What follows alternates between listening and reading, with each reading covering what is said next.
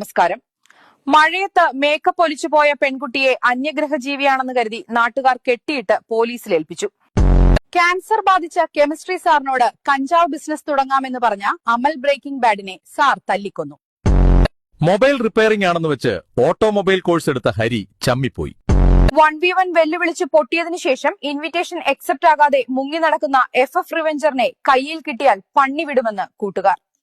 ആ റേഷൻ കടയിൽ ചെന്ന് ഏത് അരി വേണമെന്ന് ചോദിച്ചപ്പോൾ മന്തി റൈസ് വേണമെന്ന് പറഞ്ഞ സിനാന്റെ പേര് റേഷൻ കാർഡിൽ നിന്ന് വെട്ടിമാറ്റി. കേരളത്തിൽ ആദ്യമായി ഫോർമുല 1 റേസിംഗ്. ഫോർമുല 1 മുന്നോടിയായുള്ള ടെസ്റ്റ് റേസിംഗ് ആണ് നമ്മുടെ മൂന്നാർ ഗ്യാപ് റോഡിൽ നടത്തിയത്. ഹോട്ടലിൽ മുട്ട ബിരിയാണി ഓർഡർ ചെയ്ത അമൽ ഭക്ഷണത്തിൽ നിന്ന് ലഭിച്ച കോഴിക്കഷ്ണം ഹോട്ടൽ ഉടമയ്ക്ക് തിരികെ നൽകി മാതൃകയായി. നമസ്കാരം. കടൽ കാണാൻ ബീച്ചിൽ പോയപ്പോൾ തിരമാല വന്ന് ദേഹത്തടിച്ചതിന് തിരമാലയെ തിരിച്ചടിക്കാൻ പോയ അമൽ റിവെഞ്ചർ നിര്യാതനായി. നമസ്കാരം. വക്കീൽ ഫീസ് ലാഭിക്കാൻ പെറ്റി കേസ് സ്വന്തമായി വാദിച്ച വിഷ്ണു എക്സ് ഹ്യൂമാനിറ്റീസിനെ പൂജപ്പുര സെൻട്രൽ ജയിലിൽ ജീവപര്യന്തം തടവിന് വിധിച്ചു. നമസ്കാരം.